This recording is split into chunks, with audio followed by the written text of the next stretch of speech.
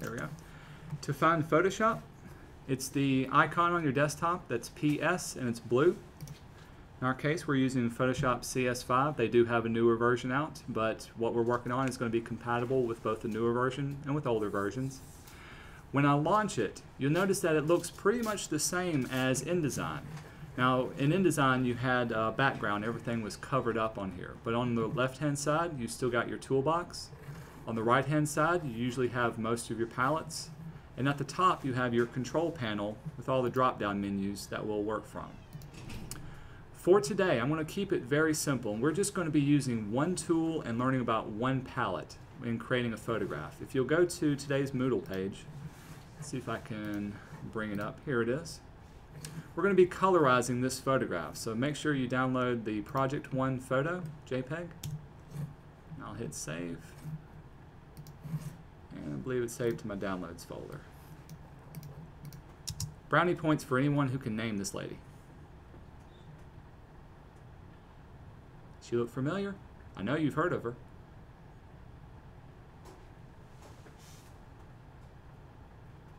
Anyone want to take a stab at it?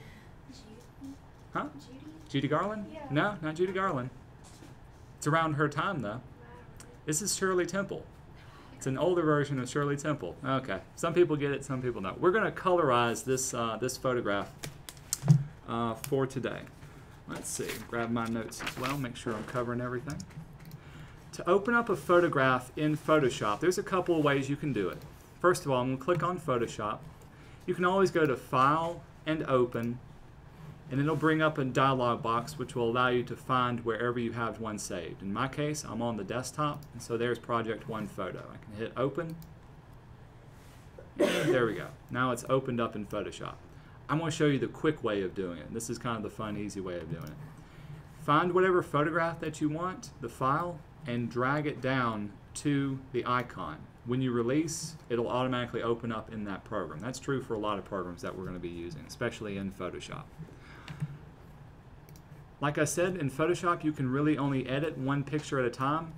Now you can have multiple files open, but in this case, the file is going to be within its own little window.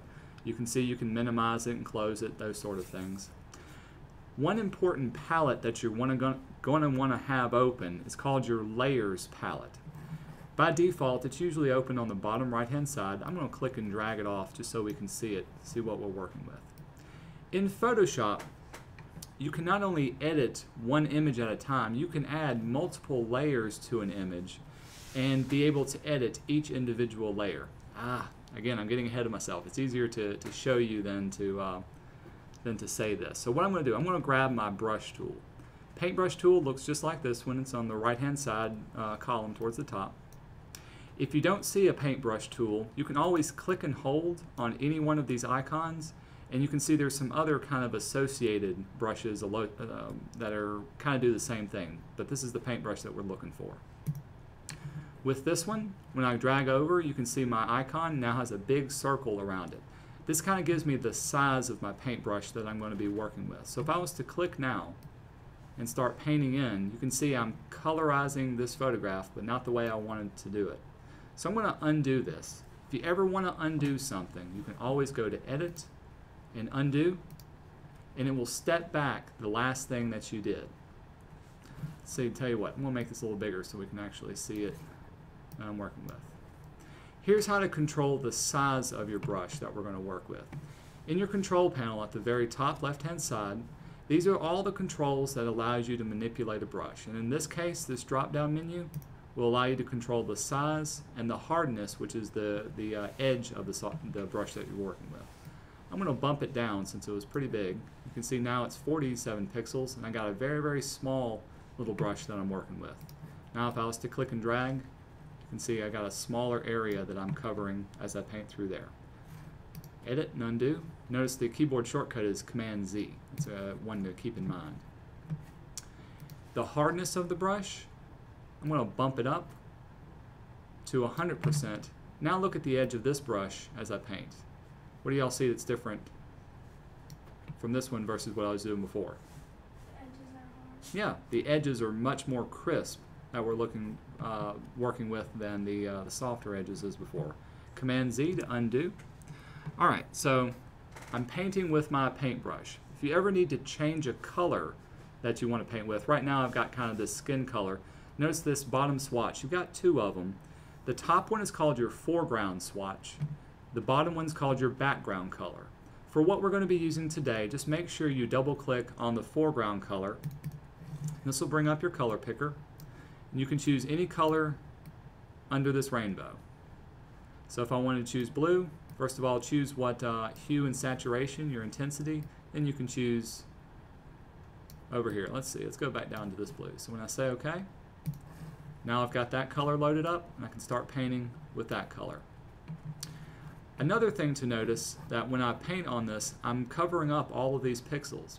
Now of course I'm destroying my photograph. I don't want to be able to do that. What I want to do is I want to be able to colorize this and still not be able to destroy my picture underneath. I don't want to just paint all blue inside of it. So I'm going to undo that. In our layers palette, this is where the magic of Photoshop happens. Her photograph is on what's called the background layer. It's the kind of the default layer that comes with it. I want to create kind of a transparent layer on top of this. Think of it in the real world. If you took a piece of transparent film and put it on top of a picture, and then you took a marker and started drawing on it, you could be drawing on top of it, but you wouldn't hurt the photograph underneath. That's essentially what we're going to do in the layers palette. To make a new layer, choose the second icon from the right at the bottom of the layers palette. This is going to create a new layer. You can see now it's named layer 1. It's also highlighted in blue, so I can choose between two layers. But right now this one's selected. I'm going to do the same thing now. I'm going to click and drag and start painting on top of her. Doing just a horrible job. I'm sure this is how I would do makeup if I had to do it in the morning. You can kind of get an idea. Notice in layer 1, it's giving you a little preview of what it looks like. If you look closely, there's the blue pixels. I'll tell you what, let's choose a red just so we can see it. If I started painting, make it a bigger brush, I can paint on top of this picture. Everything I do stays in layer 1. You can actually turn off layer 1, the visibility, by clicking the little eyeball. And you can see the background layer now is untouched. Doesn't matter. Here's another tool. The little arrow is your move tool. I can click and move anything that's on layer 1 around. It's not going to affect the background layer. So this is kind of the essence. You've got to get this. Working in Photoshop, you're working in multiple layers of different things to make an edit to a photograph. All cool? Tell you what, I'm going to delete this layer. I got layer 1 selected, little trash can at the bottom. Oop, delete layer. We'll say OK. We'll do the same thing.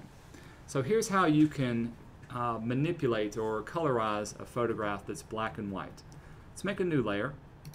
In our case, we're going to choose our paintbrush again.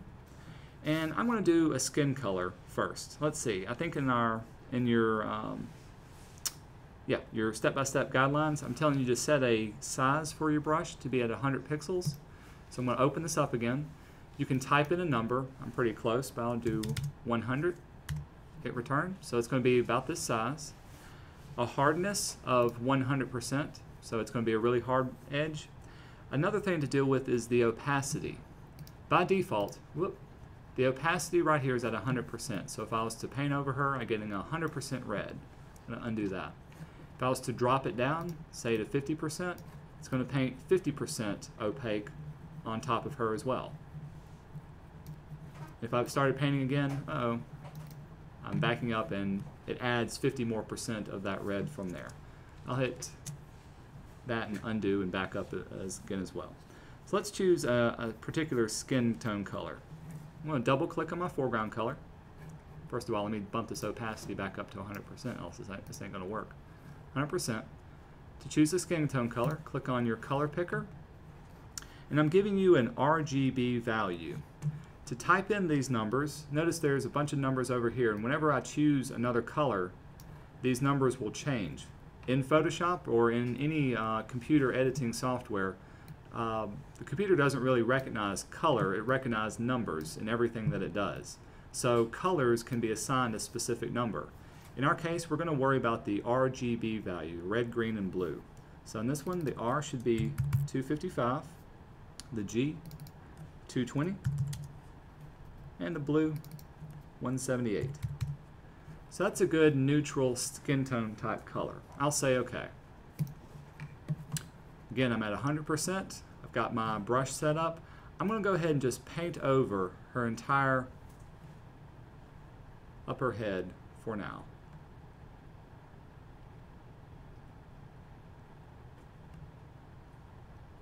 Going pretty quick. Absolutely masking her out.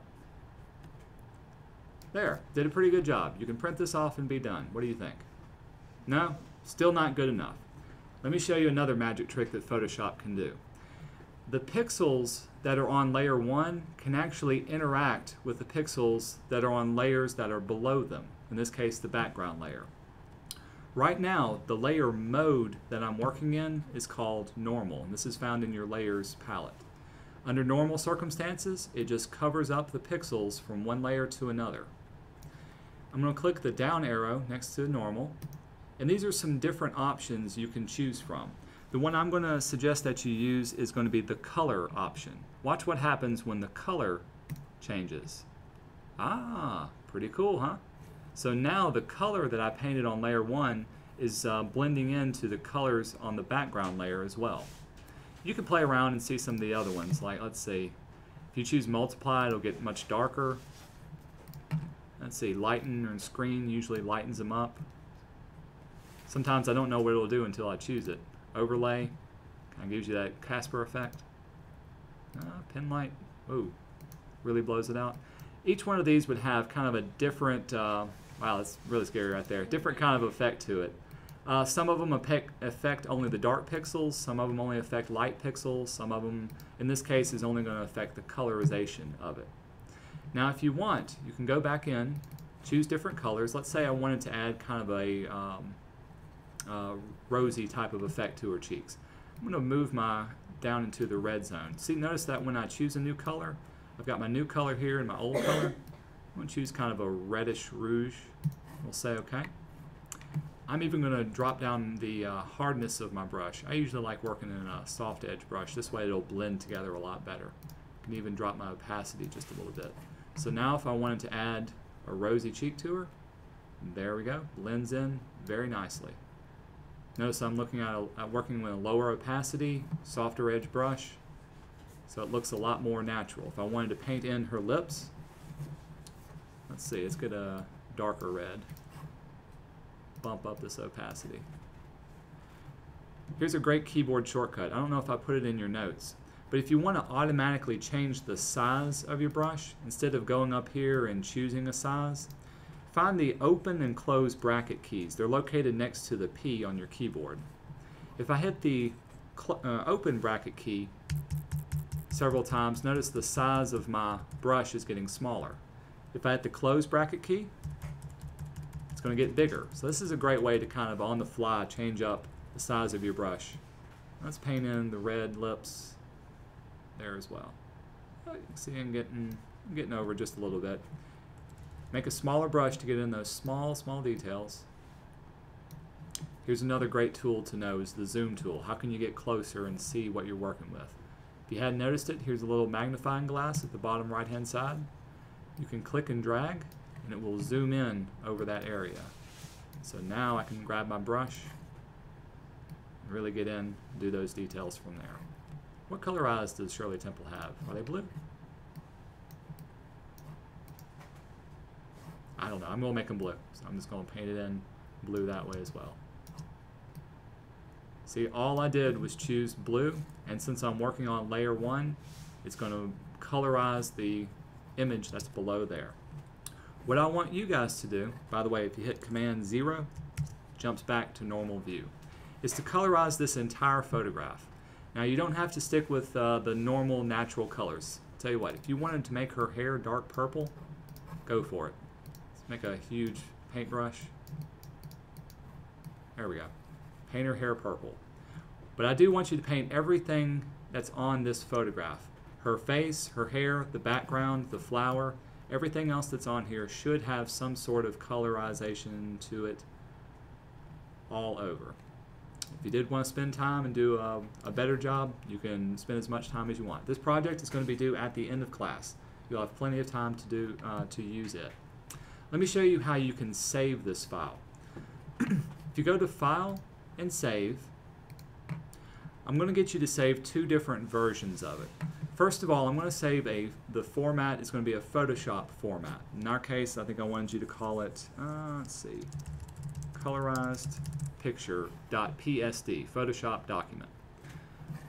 Photoshop, when I save it this way, and you can also say OK to that, is going to save and remember all of the layers that you're working in, and if you save it as a Photoshop document. The second type of file that I want you to save it as is a JPEG. How many of y'all have ever heard of a JPEG before? Very, very common type way of doing it. To do that, go to File. In this case, we're going to choose Save As.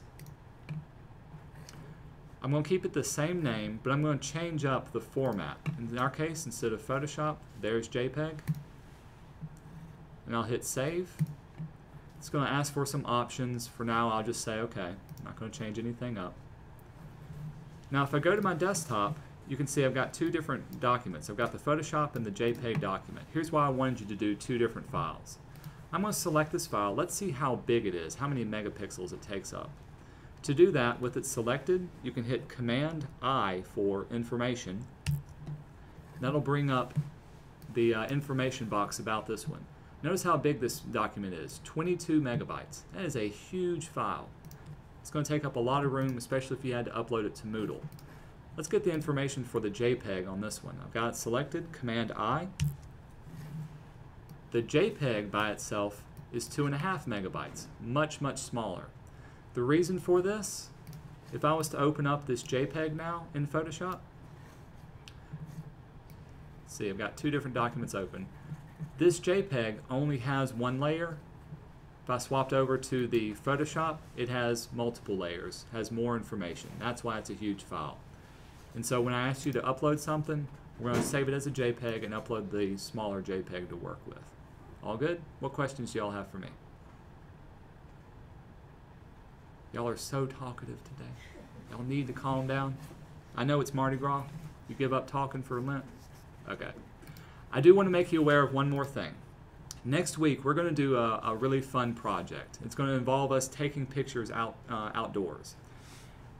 Since this class is only 45 minutes, I want to give you all plenty of time to take pictures and come in and be able to edit and manipulate them. So I'm going to go ahead and I've uploaded the video for next week's project to kind of give you an idea of what we're going to be doing. Now, I'll be taking pictures of you guys. It's a really fun project where you can put multiple pictures of yourself into one picture. If for whatever reason you don't want your picture taken, I'm totally cool with that. I understand. I'll give you a picture you can work on of me, okay? But just be aware that next week we're going to be going outside and taking photographs, and it's going to be a lot of fun, okay? But y'all go ahead and watch this video tutorial to kind of give you an idea of what we're going to do. So when you come back in, you won't. We'll have more time to work on it. Make sense? Okay, cool. We'll turn your computers back over to you and let y'all get started.